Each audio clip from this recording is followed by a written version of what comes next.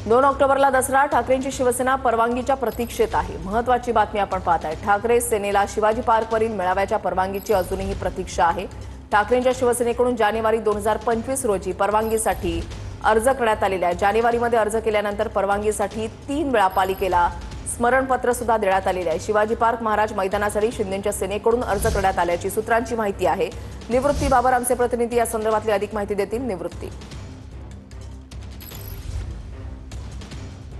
नक्कीच वृषाली, आपण जर पाहायला गेला तर गणेशोत्सव संपल्यानंतर सर्वांना वेध असतं, विशेषतः शिवसैनिकांना वेध असतं ते म्हणजे दसरा मेळाव्याचं।